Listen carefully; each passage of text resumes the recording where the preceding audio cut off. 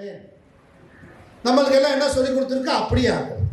நம்ம தமிழ் பைபிள் என்ன இருக்கு? அப்படியே ஆகிறது. இன்னைக்கு எப்படி ஆகிறது பார்ப்போமா? சரி பாருங்க, எப்படி ஆகிறது. ஆமென் ஒரு தெய்வீக முத்திரை, ரைட்? நல்ல ஒரு சீல், ஒரு ரொம்ப கிராண்டடான ஒரு வார்த்தை. எபிரேயத்தில் இந்த ஆமென் என்பது வெறும் அப்படியே ஆகட்டும் என்பது அல்ல. ஏன்னா நம்முடைய அண்டர்ஸ்டாண்டிங் அப்படி இருக்கு, நம்ம தமிழ் மொழிபெயர்ப்புல அப்படி இருக்கு. சரி, இது ஒரு எக்ரானமி, சுருக்கச்சொல், ஒரு வார்த்தையுடைய சுருக்கச்சொல். எப்படி சொல்றேன்? நான் முதல் சொன்னேன் இல்லையா, தனக்குன்னு ஒரு வார்த்தை சொன்னேன்ல. முழு பைபிளுக்கும் பேர் என்ன? தனக். அப்படின்னா தனக்குன்னா என்ன உச்சரிப்போம்? முழு உச்சரிப்பு என்னது? தா நா இக். பாருங்க, தானா நான் முதல் சொன்ன தோரா. கவனிக்கல, தானா என்னது? தோரா.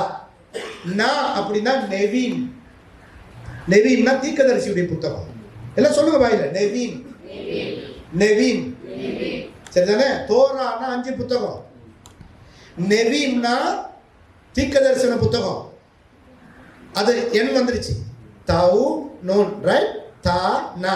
அடுத்து கா வருது பாருங்க, கெத்துவின். சொல்லுங்க எல்லாரும், ரைட்? யாரும் எழுத மாட்டேங்கிறீங்க இல்லையா? என்னமோ பண்ணுங்க, ரைட்டு. இப்போ கெத்துவின். கெத்துவின் என்ன தெரியுமா? அந்த வரலாறு புத்தகம் இதெல்லாம் சேர்ந்தது கெத்துவின், எழுதப்பட்டவை, ரைட்டிங்ஸ் அர்த்தம். இந்த 3 பகுதிகள் தான் முழு பைபிளும், பழைய ஏற்பாடு. இந்த 3 பகுதிகளுடைய முதல் எழுத்து அந்த எக்ரானமி தான் என்னது? எக்ரானமி தான் என்னது? தனக். வெரி குட், தனக். அதே மாதிரி ஆமென் என்பதும் ஒரு எக்ரானமி வார்த்தை. பாருங்க எப்படி நான் வாசிக்கிறேன் பாருங்க. எபிரேயத்தை இந்த மாதிரி இங்க இருக்கு, எல் மெலக் நே ஆமென். சரியா?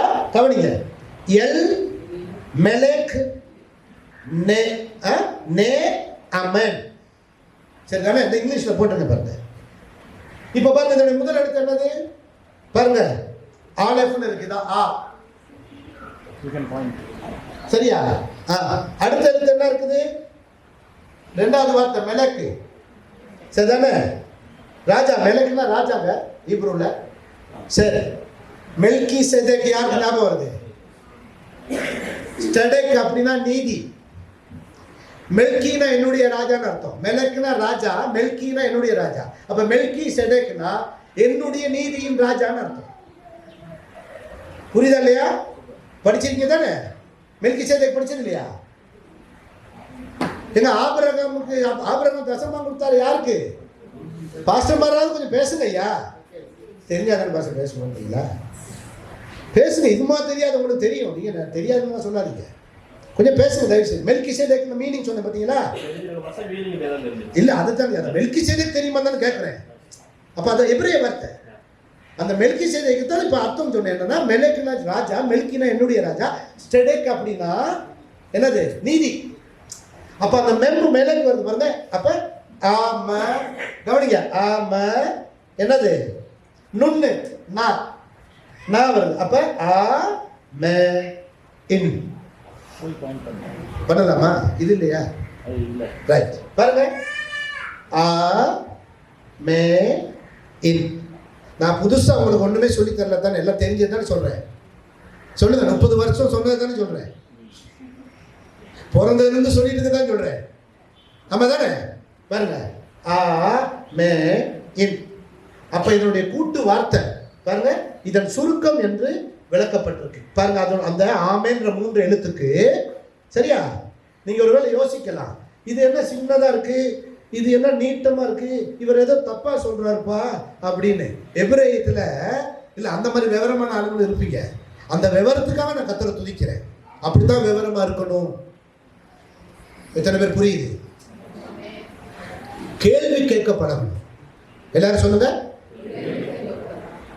கேள்வி கேட்கணும். என்றைக்கு கேள்வி கேட்க ஆரம்பிக்கிறீங்களோ அன்றைக்கு தான் உங்க பகுத்தறிவின் கதவு திறந்திருக்குன்னு அர்த்தம். எத்தனை பேர் புரியுது? ஆனா நம்ம ஆளுங்க என்ன சொல்லி கொடுத்துட்டாங்க? நீ கேள்வி கேட்கப்படாது, உனக்கு வர வர கீழ்ப்படிவு. நீ இப்போ கொஞ்சம் ஜெபம் எல்லாம் குறைஞ்சிருச்சு போல தெரியுது. இப்போ வசனம் எல்லாம் படிக்கிறது போல தெரியுது. படிக்கிறது இல்லை. நீ ஒழுங்கா இப்படிலாம் இருந்தால் உனக்கு என்ன வராது, உன்கிட்ட இந்த கேள்வியெல்லாம் வராது. நான் திரும்பி பதில் சொல்லட்டா, அவன் இப்போ தான் சரியாக ஜெபிக்க ஆரம்பிச்சிருக்கான் தம்பி.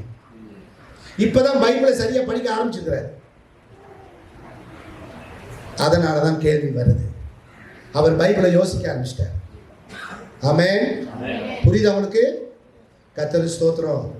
இந்த இலங்கை தேசத்தில் எந்த கேள்விக்கு பதில் இல்லைனாலும் நீங்கள் கவலையே படாதீங்க. டிபிசி இருக்கு உங்களுக்கு பதிலாக. ஆமென். டிபிசி இருக்கு உங்களுக்கு பதிலாக. கர்த்தர் எல்லாத்தையும் இங்கே வச்சிருக்கிறார். சகலதும் இங்கே. புரியுதா?